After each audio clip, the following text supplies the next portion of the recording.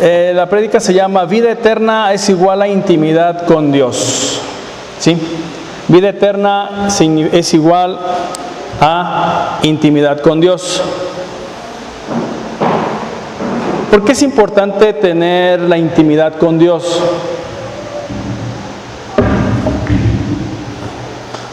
Porque eso nos da vida eterna. Eso demuestra que tenemos vida eterna. Entonces, Juan 17, 1, 2 al 3 dice: estas cosas habló Jesús y levantó los ojos al cielo y dijo: Padre, la hora ha llegado, glorifica a tu Hijo para que también tu Hijo te glorifique a ti. ¿Sí? Ahí estamos perfectos. Como le has dado potestad sobre toda carne, para que dé vida eterna a todos los que le diste. Y esta es la vida eterna. En otras palabras, en el idioma griego dice: y en esto consiste, o esto es, ¿sí? O el propósito es, y esta es la vida eterna, que te conozcan a ti, el único Dios verdadero, y a Jesucristo, a quien has enviado. ¿En qué consiste la vida eterna? Y con eso acabamos la prédica. ¿En qué consiste?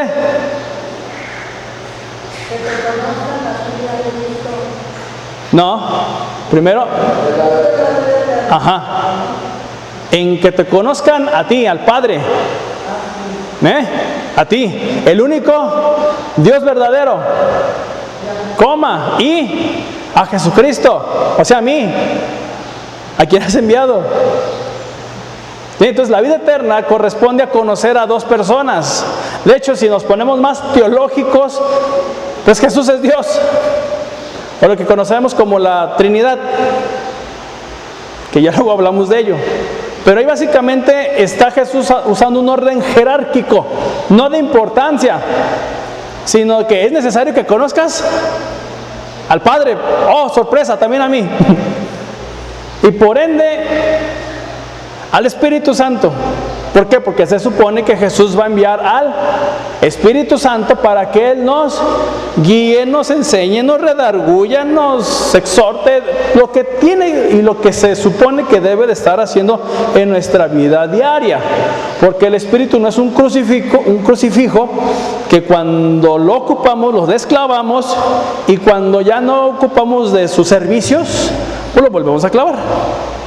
No funciona así. Entonces, en esto consiste la vida eterna, que te conozcan a ti, el único Dios verdadero, y a Jesucristo, a quien has enviado. Eso es todo. En eso consiste la vida eterna. Ahora, vamos al estudio. No es lo mismo saber de Dios que conocer a Dios. ¿Sí? Nunca será lo mismo saber de Dios que conocer a Dios. ¿Por qué? 1 Corintios 8:5 dice: pues aunque haya algunos que se llamen dioses, sea en el cielo o en la tierra, como hay muchos dioses y señores, para nosotros, para los judíos pues, o para el cristiano, sin embargo, solo hay un Dios, el Padre, del cual proceden todas las cosas, y nosotros somos para Él. Y un Señor, a Jesucristo, por medio del cual son todas las cosas, y nosotros por medio de Él. Entonces el apóstol Pablo no está ignorando, y menos niega que haya otros dioses o influencias poderosas que ejercen dominio sobre las personas. ¿Sí? Dios, o el término Dios, es atribuido a una autoridad todopoderosa que tiene precisamente poder para influenciar en la vida de alguien. ¿Sí? Ese es el término Dios, o mejor dicho, la acción del nombre de Dios, que es una influencia poderosa que ejerce dominio. En la antigüedad, ¿cuántos dioses no habrán habido en Atenas?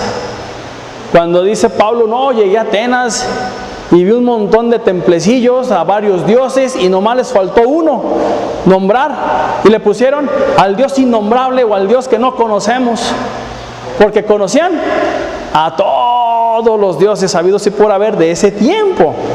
Pero les faltaba uno. ¿Cuál? Al Dios no conocido, al Dios que no conocemos, pues por si pega. Y si pega, qué bueno, y si no pega, pues despejado estaba. Entonces Pablo les empieza a hablar. Bueno, yo les vengo a hablar de ese Dios que ustedes no conocen. No les vamos a hablar del tema hoy. Pero lo que aquí quiero decirles es que Pablo no les está negando que haya muchos dioses u otros dioses y señores. Pablo dice, sí hay dioses, muchos. Si hay señores, bastantitos. Pero para nosotros dice, hay un solo Dios, el Padre, y un solo Señor, Jesucristo. Porque estamos hablando como Dios a ese ser que tiene poder sobre mí, autoridad sobre mí como Señor. Entonces, aún el César se llamó Dios tras su muerte, el divino César, divino Augusto César, y se implementa un culto que se llama el culto al César. Y si no se le adoraba como Dios, pues la gente era desvivida. Pero en vida, pues se le llamó Hijo de Dios o Hijo del Divino. Entonces, hay mucha gente que se cree que es Dios y tiene esa autoridad y potestad de hacer cosas nomás porque tiene un poquito de poder y se marea. El problema es que cuando le quitas el ladrillo, pobrecitos. Entonces, también hay esa clase de dioses. Hay otros dioses u otras influencias. El dios de la coca, el dios de la flojera, el dios de ya después, el dios de, no sé, pónganle un nombre. ¿Por qué? Porque tiene autoridad y potestad. El llamerito, ya después, en otro momento. Si lo tienes o puedes hacer en ese momento, pues hazlo. ¿Sí me doy a entender? Esos son dioses, es algo que tiene una influencia. La idolatría.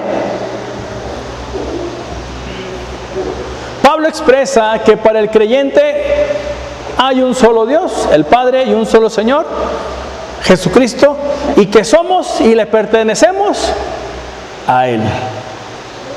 O sea, dice que no le pertenecemos a todos. No, dice Pablo, somos propiedad exclusiva. Únicamente para, dedicados para. ¿Sí? Las fuerzas externas o dioses y señores no tienen autoridad porque estamos bajo el temor de otra autoridad. ¿Sí? Es decir, una autoridad externa, un dios externo, no tiene ni el más mínimo derecho de mandar sobre mi vida. ¿Por qué? Porque se supone que yo estoy bajo otra autoridad, otro señorío. Es decir, un señor no puede mandar el esclavo de otro, a menos que tenga el permiso del señor. Entonces sí, algo así. Pero que venga una autoridad, un poder superior y le diga, haz esto, mira, fíjate que el otro peca, no le hagas caso a tu señor, ya te está poniendo en contra de Dios. ¿Sí? Cuando tú le haces caso, por eso muchas veces es que no es que venga la enfermedad propiamente dicha, sino muchas veces yo me enfermo porque quiero, por gusto y por ganas. Cuando andas con el colesterol en 600 y te dicen, bájale las carnitas, parece que le subes. Cuando te dicen, no te estreses, y parece que te dijeron, estrésate, órale, vas. No, Mario. Entonces, cuando Dios me invita a hacer algo es porque sabe que me va a hacer un bien. Pero no, muchas veces le queremos llevar la contra y eso es cuando ya es malo no para Dios, sino para mi cuerpo, para mi mente, para mi espíritu. Pero como tal, yo no estoy, ni tú estás bajo la influencia de otra autoridad. Si tú te mueves bajo la influencia de otra autoridad u otro señor, o es porque tú se lo estás permitiendo. No es Dios. Por eso expresa que somos de Él. ¿Sí? Tú ya tienes un sello para decir, esta es propiedad de. ¿Por qué creen que a las vacas o al ganado o a los ovinos o a los caprinos les ponen un sello? para decir, es dueño de. ¿Y si se va a otro establo? ¿Si se va a otro conjunto de animales?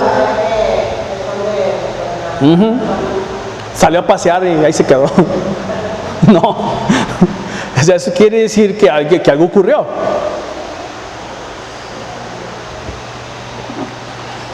Entonces, vuelvo a lo mismo, a la misma frase. No es lo mismo saber de Dios que conocer a Dios. Nunca va a ser lo mismo.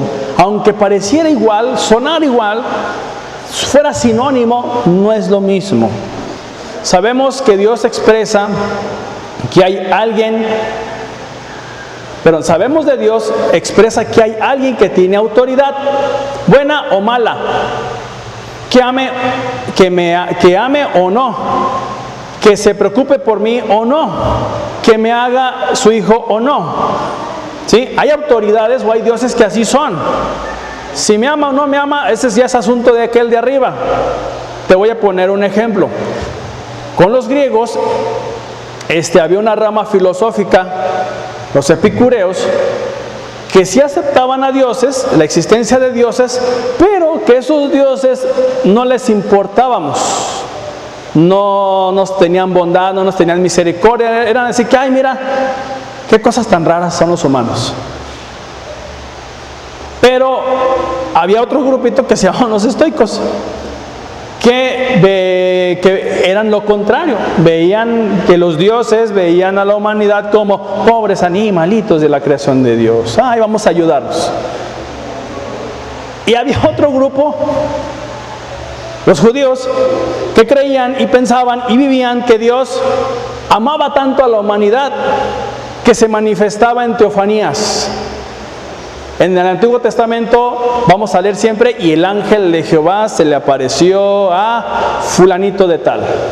Y el ángel de Jehová se le apareció a Gedeón, el ángel de Jehová se le apareció a Naamán, el ángel de Jehová se le apareció a Moisés, el ángel de Jehová iba caminando al lado de. Eso es lo que creían los judíos, que Dios se manifestaba y se ponía a un ladito tuyo. ¿Sí? Y ese ángel de Jehová era una figura de Cristo. Vamos a ponértelo así. Cuando hablaba del ángel de Jehová era que Jesús mismo se ponía a un ladito tuyo y te decía, ¿cómo estás? ¿Qué onda? ¿Qué hay que hacer? Es que, Señor, fíjate que no sirvo para nada. ¿Y quién dice? Varón valiente y esforzado. ¿De dónde? ¿Dónde hay? Entonces, cuando Dios se te aparece, cuando Dios te habla en sueños, visiones, en la oración, no lo sé, Él te empieza a hablar cosas de las cuales tú ni siquiera sabes o ni siquiera te las crees. ¿Por qué? Porque Dios te ve como Él te ve. Él nunca te va a ver como tú te ves. Él sabe cómo te ves. Él sabe lo que piensas, Él sabe lo que sientes. Pero Dios te ve a ti como Él te ve. Y cuando Dios te empieza a ver de la forma que Él te ve, uno se siente raro y extraño y hasta poco valorado y comprendido, porque tú no te ves así, hay un choque. ¿Sí? Entonces, resumiendo, las clases de dioses es, uno, pues quién sabe quién se hace fulano, no me importa, el chiste es que me adore. El otro es, ay, pobrecito, vamos a ver qué podemos hacer, pero no hacían mucho. Y está el otro grupo, el de los judíos, que se encarnaba, que se hacía carne y habitaba entre nosotros. De hecho, esa fue la última manifestación, la última teofanía de Jesús. Se hizo carne.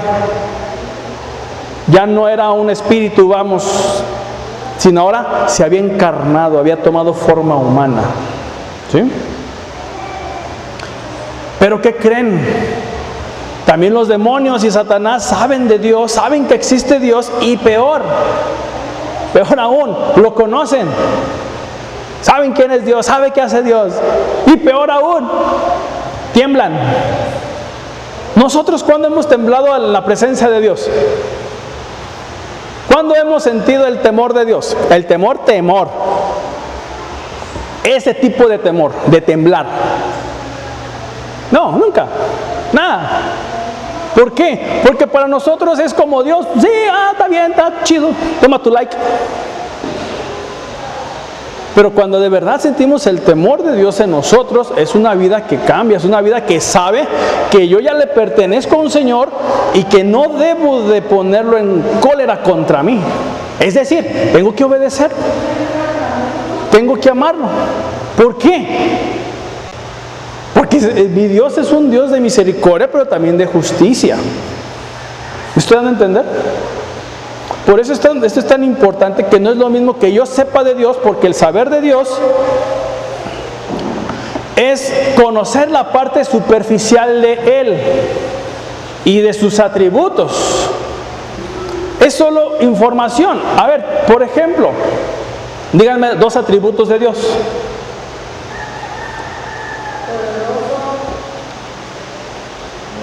¿Qué más? ¿Qué más? Díganme otros 2. ¿Qué más? ¿Qué más?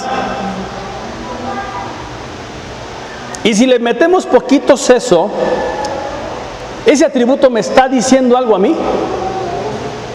Ponte a pensar. Ese atributo que es misericordioso, todopoderoso, amoroso, ¿me dice algo a mi vida? Porque eso muchas veces es información. Y no como la Pati Chapoy, la información que cura. ¿Sí? O sea, una cosa es que yo conozco la parte superficial de Dios. ¿Quién es? Sé que existe, perfecto, también el diablo existe. Y es más apasionado el diablo que tú, y que yo, y que nosotros juntos. Porque él sabe lo que experimentó. Pero solo eso es información. Conozco que Dios es misericordioso, sé que conozco que es bueno, pero solo información, y esa información nunca genera intimidad. La información genera conocimiento, sé, pero no me genera cómo se manifiesta en mi vida. ¿Sí me doy a entender?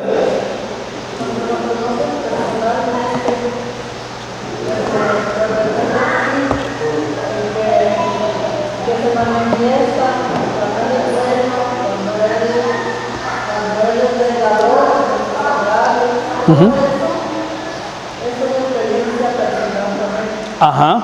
Y eso se llama intimidad, pero la información no genera eso. Eso es lo malo. La información o el saber genera una determinada imagen, pero no me genera el corazón de Dios. Me genera que existe un Dios. Y Pablo incluso dijo, hay muchos dioses, hay muchos señores, pero la información incluso de la misma Biblia no me dice el corazón de Dios, porque eso lo tengo que experimentar. Me da destellos, me da pequeños chispazos divinos de la misericordia de Dios y de su corazón. Pero una cosa es que yo tenga esa información aquí, y aquí, incluso aquí, y otra cosa es que yo viva esa información, que yo viva lo que está escrito. Jesús nunca pidió al Padre que adquiriéramos información de Él. Ni siquiera la frase adquirir conocimiento de ti. Hay una Biblia que dice que la vida eterna consiste en adquirir conocimiento de Dios. Ni siquiera eso. Porque Dios no es un receptáculo de información que podamos adquirir. ¿Se imaginan esposas, esposos, que tu señora o tu señor solo esté adquiriendo información tuya? A ver, este tipo, esta tipa se levanta a tal hora, hace esto, hace lo otro, se levanta y va al baño, deja orinada la taza.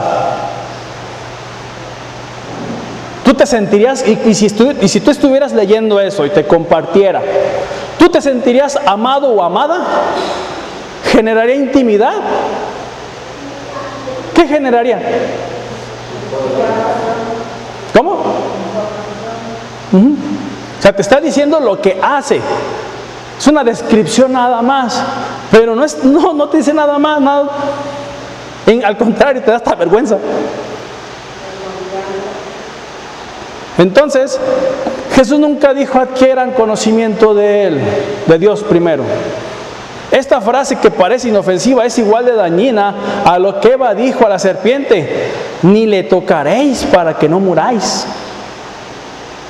¿Se acuerdan? Que Dios le dio una orden a Adán, solo una: no comas del árbol que si no vas a morir. Sí. Y viene la serpiente y empieza a hablar, y Eva le dice: no, pues Dios dijo que no comiéramos y que ni lo toquemos. Esa frasecita, ¿sí? Eva, desgraciadamente, habló por Dios, habló de más, habló algo que no le convenía, metió la pata por esa simple frasecita. Y suena bien, ¿por qué? Porque incluso hasta genera protección. Bueno, pues si no lo como, pues ¿para qué lo toco? Suena lógico. Pero en la lógica de Dios puedes tocarlo, no te va a pasar nada. La única orden y restricción es: no te lo comas. Porque ese árbol va a ocupar una podada. Porque ese árbol va a ocupar abono a Adán. Hay que hacer lo que crezca también. Porque ese árbol va a ocupar. Incluso que el fruto que está teniendo, pues que si ya no sirve, pues lo tires. Pero no te lo comas. Pero Eva dice: no, vamos a hacer algo más por Dios, vamos a hablar por Dios y vamos a decir: no le toquemos. Moraleja: no hables por demás y no hables por otros, y así te evitas un montón de broncas. ¿Ah? Jesús dijo, y es lo que todo creyente debe hacer: conocer a Dios. Ese conocimiento, gnosis, que quiere decir que conozcas. Y el problema de conocer es que genera intimidad. Y esa intimidad te lleva al corazón de Dios, a lo que de verdad Él es, lo que Él de verdad piensa de ti. Para generar intimidad con Dios necesito, número 1, amarlo. Si tú no amas, de balde está. Si tú no amas incluso a las personas, al esposo o a la esposa, a los hijos, a las hijas, mira, vale gorro. ¿Por qué? Porque vas a tener que generar algo, y para generar algo necesitas hacerlo. Si quieres un resultado, tienes que empezar a sembrar. ¿Sí? Entonces, para que tú puedas generar intimidad con Dios, necesitas primero amar a Dios. Si tú no lo amas, no sirve. Mira, Mateo 26, 36 al 37 dice: Maestro, ¿cuál es el gran mandamiento en la ley? Jesús le dijo: amarás al Señor tu Dios con todo tu corazón, con toda tu alma y con toda tu mente. ¿Cómo vas a amar a Dios? Con todo tu ser. Tú lo vas a amar a través de tu corazón. Y aquí, primero, hay dos. De hecho, en el judaísmo hay dos corazones. Lo que sería el de la mente, y lo que sería el del alma. ¿Sí? Entonces, lo que Jesús les está pidiendo, les está diciendo es: vas a amar a Dios con todo lo que tú eres y quien eres. No le está diciendo: le vas a dejar la mitad y la otra mitad tú te la quedas. Dice: amarás al Señor tu Dios con todo. Todo. Y eso te asegura algo más allá. Vuelvo otra vez, te genera intimidad con Dios. Pero para ti debe de ser una decisión diaria y constante, porque va a haber momentos en la vida en que no vas a sentir el amor de Dios, ni la protección de Dios, ni la guía de Dios, y vas a decir: pues ¿para qué hago esto? ¿Para qué oro? ¿Para qué medito? ¿Para qué leo si yo no siento la presencia de Dios en mi vida?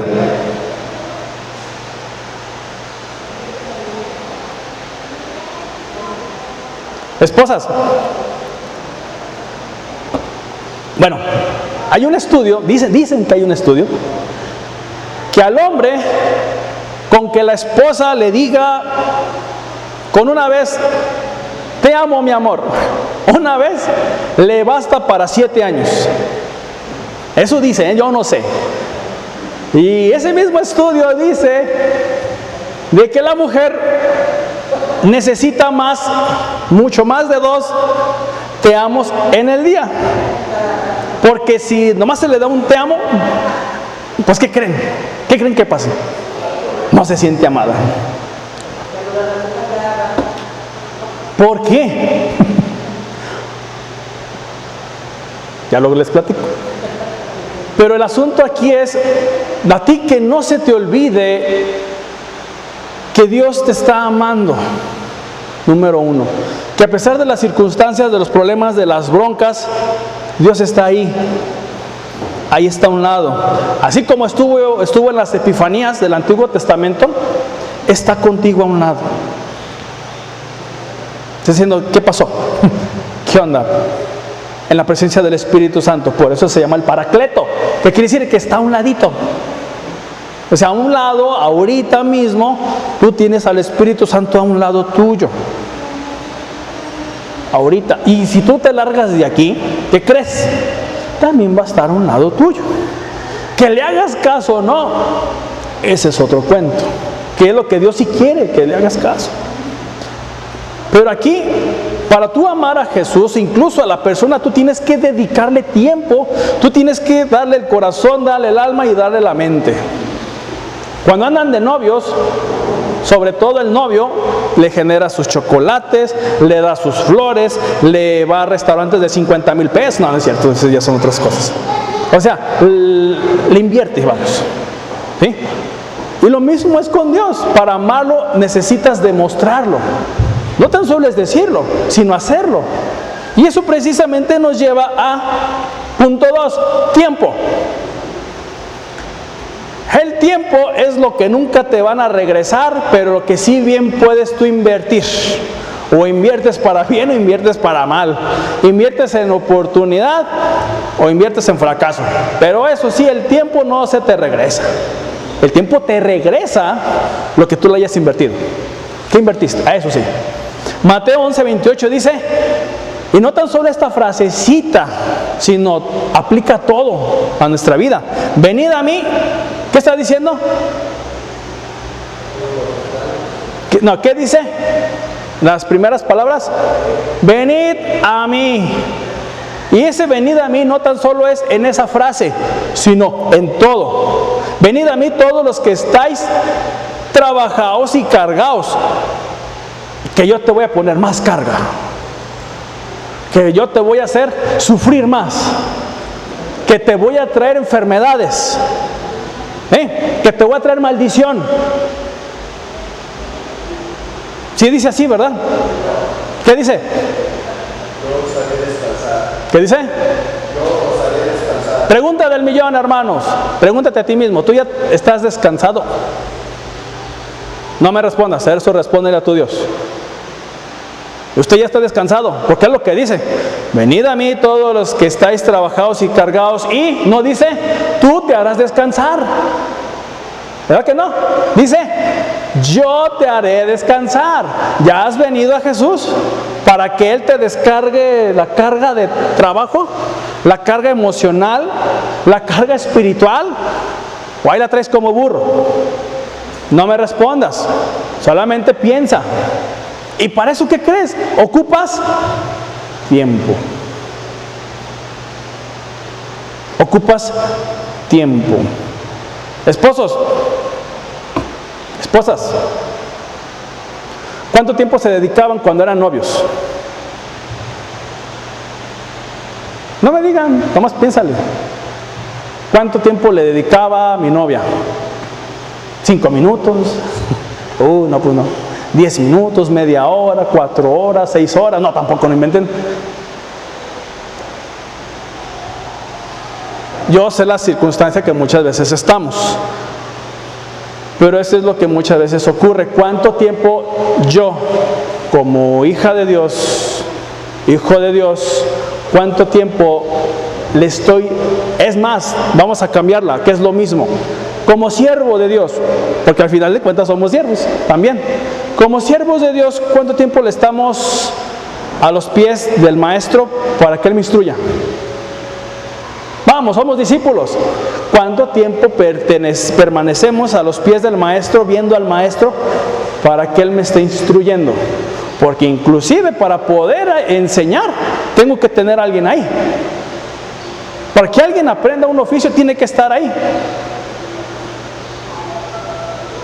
Y eso se ocupa tiempo. Repito, el tiempo no te regresa vida, desgraciadamente. Lo que te va a regresar es la inversión que tú hiciste. Eso sí.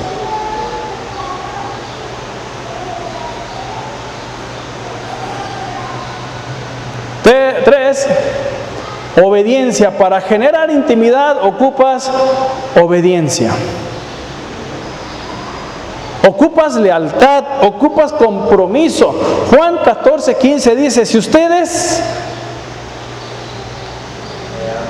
me aman, si ustedes me aman, no dice si ustedes dicen que me aman, no, ya estamos hablando de la acción.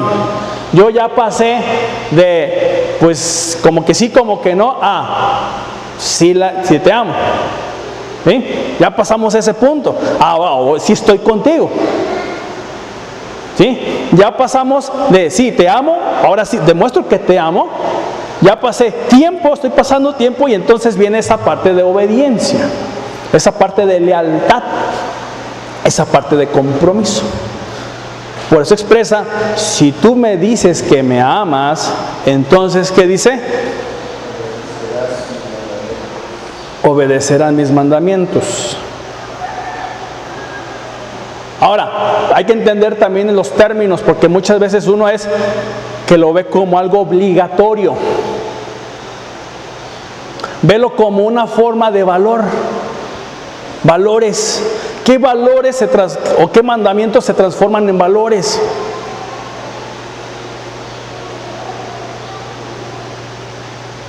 Te voy a poner un ejemplo. Si tú estás amando al Señor, o si tú estás amando a tu esposa o tu esposo o a tus hijos, ¿cómo lo estás demostrando?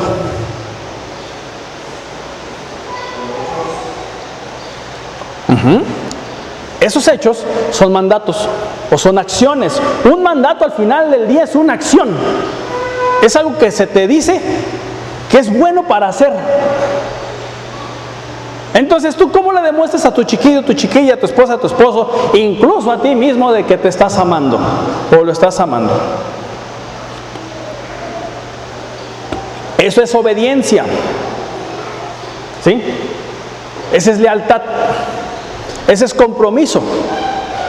¿Cómo estamos comprometidos con Dios? Por eso expresa, si ustedes me aman, guarden, obedezcan mis mandamientos. Y uno de los mandatos es el de arriba. Venid a mí todos los que están trabajados y cargados y yo los haré descansar. ¿Ese es un mandamiento? ¿Y por qué no lo cumplimos? Sí, pero es un mandato el primero. Y el primero de arriba, ¿qué será? ¿Mandato? ¿Será mandamiento? Sí, ahí dice. ¿Cuál es el gran mandamiento? Entonces Jesús nos está transmitiendo mandamientos transformados en acciones, porque el mandato revela el corazón. Cuando lo vemos de esta forma, ya la carga de mandato como ley, ya no lo vemos igual. Porque es algo que te beneficia ahora a ti. Es algo que te va a traer paz. Ahora pregúntate sobre todo eso. ¿Cómo está tu vida delante de Dios? Y eso es mínimo para que lo ames. Mínimo para que pases tiempo. Y mínimo para que lo obedezcas. Eso es lo mínimo. Pero eso es lo esencial. Por tal motivo, la información te pone en el camino de Dios. Te dice quién es Dios, te dice cómo es Dios, qué hace Dios, qué no hace Dios. Pero la intimidad hace que recorras ese camino junto a Dios. Eso es lo que hace la intimidad. Te lleva al corazón de Dios. ¿Tú qué quieres? De aquí en adelante, ¿qué deseas? ¿Solo información de Dios? ¿Solo saber de Dios? ¿O conocer el corazón de Dios para que Él incluso te diga qué es lo que tiene preparado para ti? De hecho, es lo que dice la Escritura.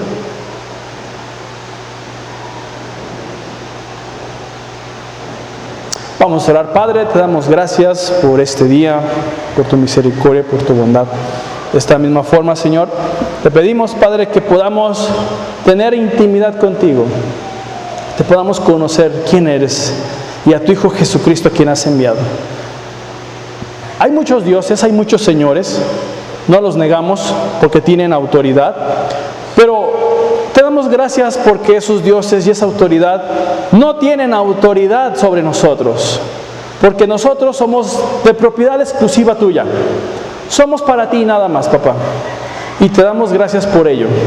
Si hay alguien aquí que todavía no se sienta capaz, o no crea, mejor dicho, que se sienta propiedad de Dios, simplemente diga: Padre, hazme propiedad tuya. Padre, quiero sentir tu amor. Padre, solamente quiero sentir tu abrazo. Padre, quiero conocerte en la intimidad de mi mente, en la intimidad de mi corazón. Quiero conocerte. No tan solo tener información, la información es buena, pero la intimidad es mejor porque me lleva, Señor, a conocerte a ti. Gracias, Padre mío. En el nombre de Jesús, amén y amén. Vamos a seguir cantando.